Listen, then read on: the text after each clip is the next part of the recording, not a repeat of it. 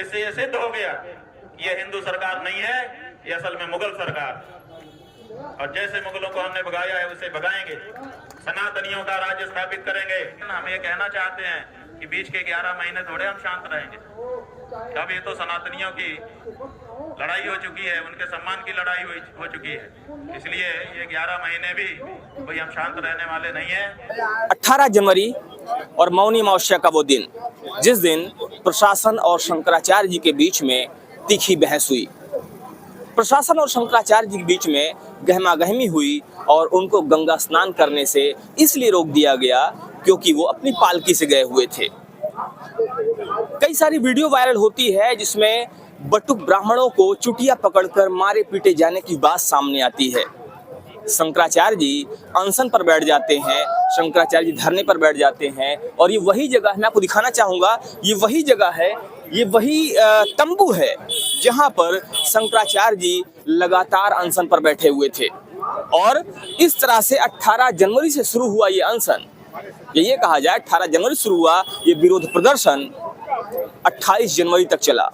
आज 28 जनवरी है और आज एक बार फिर से शंकराचार्य अवमुक्तेश्वरानंद सरस्वती जी ने प्रेस वार्ता करके ये कहा है कि आज वो प्रयागराज को छोड़ रहे हैं, प्रयागराज से जा रहे हैं। लेकिन उन्होंने शासन प्रशासन को एक चेतावनी भी दी है। उन्होंने कहा है कि वो यहाँ से जा तो रहे हैं लेकिन वो सनातनियों की इस लड़ाई को जारी रखेंगे।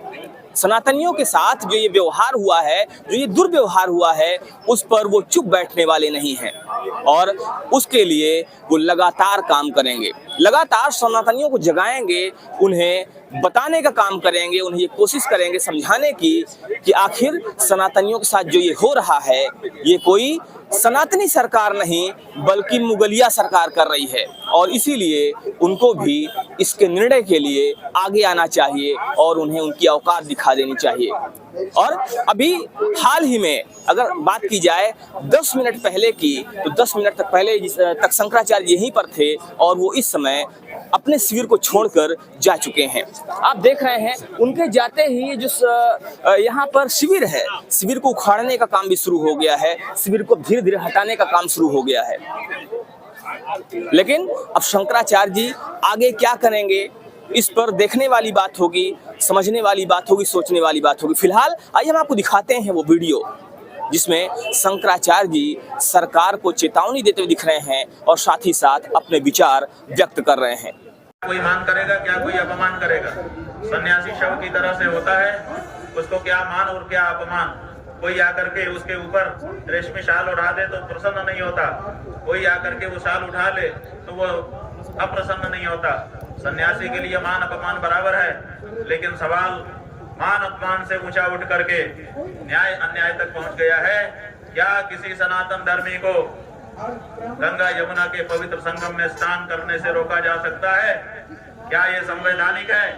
क्या यहाँ पर जो छोटे छोटे बच्चे थे जो अपने वेद शास्त्र का अध्ययन करने के लिए घर से निकले हुए थे, जो यहाँ पर आकर के कुंभ जैसे पर्व को समझना चाहते थे कि ये कैसा होता है पर्व, यहाँ क्या क्या होता है, यहाँ आकर के अपने हिंदू धर्म की विशालता का अनुभव करने के लिए पहुंचे थे।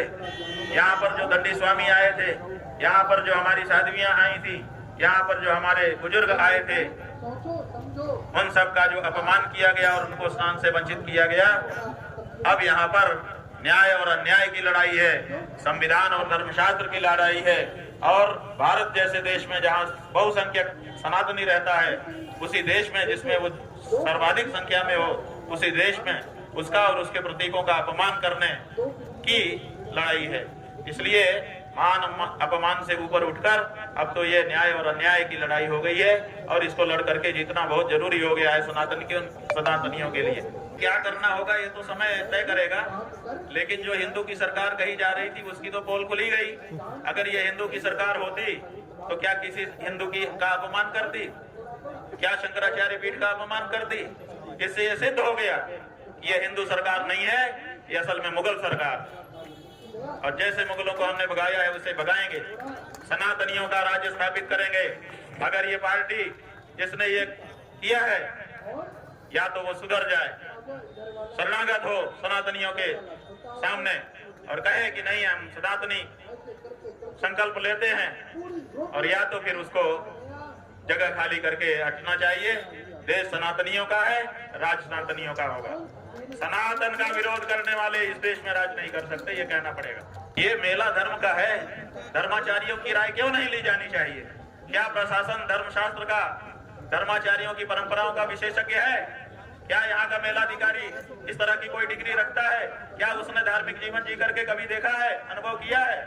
क्या कोई दूसरा जो भी अधिकारी वहां पर खड़े हैं, जो भी अधिकारी प्रबंधन कर रहे हैं, क्या उनको धार्मिक पद्धतियों का शास्त्रीय ज्ञान है? क्या उन्होंने उसको जी करके कभी देखा है? नहीं देखा है। तो स्वाभाविक है कि इस तरह के मेले जहां पर होंगे, धार्मिक मेले, वहां धर्म के जो विशेषज्ञ हैं, जिनको शास्त्र का भी ज्ञान है, जिन्होंने परंपराओं को जी करके देखा है, उनकी राय ही सबसे महत्वपूर्ण होगी। उनकी राय का सहयोग ये लोग करेंगे। ये सीधे आकर के उनका नियमन नहीं कर सकते हैं। जिसका जो विषय नहीं है उसमें कैसे आकर के खड़ा हो जाएगा? और यही हो रहा है, इसी कारण से ये सब हुआ है। बिल्कुल इस विषय को आगे हम लेके जाएंगे। ये अचानक फैसला है या पहले से प्लानिंग थी या क्या? अचानक नहीं लिया, ये फैसला 11 दिन के बाद लिया है। आप इसको अचानक फैसला कहते हैं? 11 दिन के बाद हमने फैसला लिया। इतना लंबा समय तो भगवान श्री राम ने भी नहीं दिया था। जब उस रास्ता मांग रहे थे समुद्र से, तब समुद्र ने 3 दिन लगाया था। 3 दिन के बाद भगवान श्री राम ने भी कहा था, कोप कर लिया था और कहा था कि लक्ष्मण वान ले आवो, बिना न मानत जल्दी जड़ गए 3 दिन भी बोले राम सकोप तब भय बिन होई न प्रीत। 3 दिन के बाद भगवान श्री राम को भी कोप हो गया था। हमने तो 11 दिन दिए हैं बंधु। 11 दिन में बहुत सारी बैठकें हो सकती थी, बहुत सारे विचार हो सकते थे, लेकिन 11 दिन के बाद भी जब निर्णय नहीं लिया गया, तब हमने ये निर्णय लिया है कि अब हम इसको अंतिम रूप देने के लिए निर्णायक संघर्ष करें, तो हम करेंगे। तक ऐसा नहीं था कि आज आप जाने वाले हैं, फिर अचानक आपने बात यह है कि हम जाने वाले हैं कि नहीं जाने वाले। हमने कहा था हम निर्णय करेंगे, हमने किया। इसमें दूसरा कोई क्या बता सकता है? नहीं तो क्या प्रशासन और सरकार के लोग ये नहीं सोचेंगे प्रशासन और सरकार ने जो प्रस्ताव भेजा, आप बताइए, वो हमको सुविधा दे रहे हैं कि आपको हम पालकी में ले जाके ना लाएंगे? क्यों ले जाओगे? जब हम पालकी में तुम्हारी तरफ से जाना गलत था तो तुम क्यों ले जाओगे? और दूसरे हम आगे के लिए चारों शंकराचार्यों की एसओपी बनाते हैं। तो जब तुम ये बना सकते थे तो तुमने पहले क्यों नहीं किया? और जो मारपीट किया है, जो अपमान किया है, उसके बारे में एक शब्द नहीं। इसका मतलब कि मारपीट करवा के बच्चों का हम माहौल बनाएं और अपने सुविधा ले लें। ये हमारी अंतरात्मा पर कितनी बड़ी चोट पहुंचा रहे हैं अपने प्रस्ताव से। क्या इस प्रस्ताव को कोई भी चेतनावान व्यक्ति स्वीकार कर सकता था? इसीलिए हमको लगा कि अब देर नहीं करना चाहिए, तत्काल यहाँ से निकलना चाहिए, क्योंकि ये लोग हमको लोभ लालच दे करके हमारी जो टेक है, जो हमारे मन में पीड़ा है कि सनातन धर्मियों को मारा पीटा गया, उससे विरत करना चाहते हैं। ये अभी भी उसी टैक्टिस पर है कि आपको हम ये सुविधा देते हैं, सुविधा देते हैं, आपका ये सम्मान करेंगे, आप मान जाइए। अरे जो आपने पाप किया है उसका क्या होगा? तो इसीलिए हमने कहा था कि हम एक दिन पहले बताएंगे। बिल्कुल आप इस दृष्टि से अगर कह रहे हैं तो ठीक है, लेकिन हमको लगा कि अब यहाँ पर रहना ठीक नहीं है। इनकी नीयत अभी भी पछतावे की नहीं है, इनकी नीयत अभी भी अपने अपराध को स्वीकार करने की नहीं है। अभी भी ये अपनी अकड़ पे ही रहना चाहते हैं, केवल सरकारी रेवड़ी बांट करके ये हमको अपने जाल में फंसाना चाहते हैं। और इसीलिए हमने निर्णय लिया कि अब हम यहाँ से निकल जाएं। तो ये इसलिए अब यहाँ पर हमारा प्रस्थान सुनिश्चित किया है। किसकी हार है ये तो समय बताएगा बंधु, किसकी जीत है और किसकी हार है। ये सनातन धर्मी जनता है, अभी इसको अपना निर्णय लेना बाकी है। इसलिए उस निर्णय के पहले हार जीत की घोषणा मत करिए। हार जीत की घोषणा होगी, सनातनी जब निर्णय लेगा तब घोषणा होगी कि कौन हारा कौन जीता। कहाँ मांगा? वो तो हमको रेवड़ी देना चाहता है, सहूलियत देना चाहता है और मामले को ठीक करना चाहता है। जो अपराध किया है उसके बारे में चर्चा नहीं करना चाहता है। जीवन का सबसे बड़ा दुख यही अभी तक हुआ है। इसके पहले बहुत सारे दुख हुए, लेकिन सब दुख छोटे हो गए।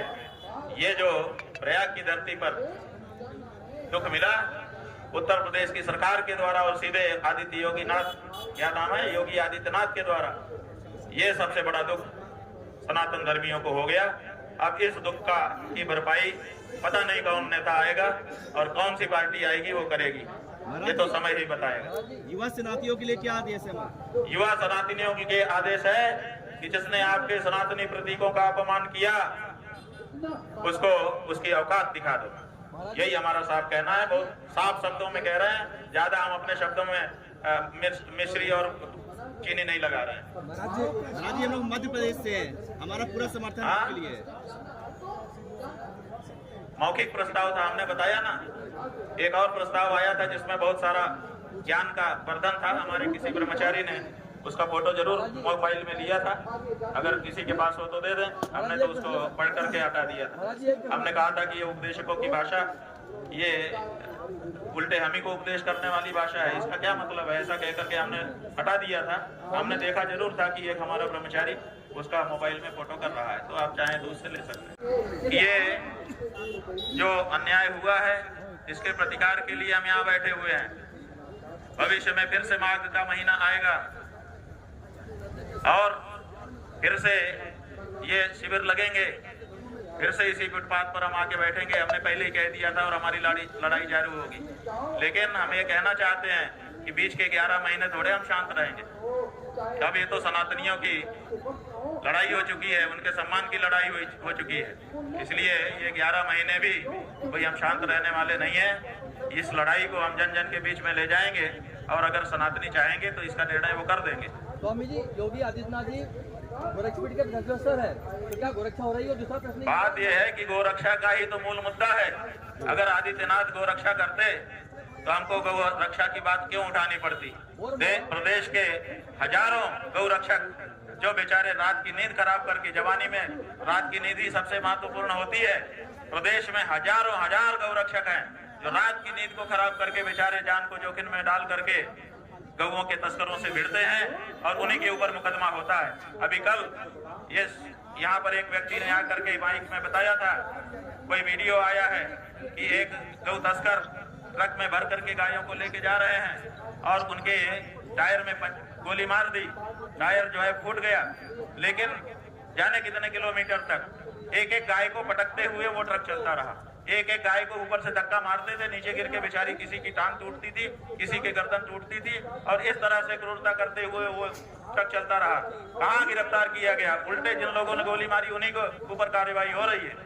तो ये जो प्रदेश में हो रहा है ये सनातन धर्म के बिल्कुल विरुद्ध है, बिल्कुल मुगलिया काम है और ये मुगलिया काम सनातनियों के नाम पे नहीं चलेगा। मुगल बन के आओ ताकि हमको लड़ने में सुविधा रहे। ये जो माया का छद्म आवरण तुमने पहना है, अब ये तुमको उतार करके फेंकना पड़ेगा।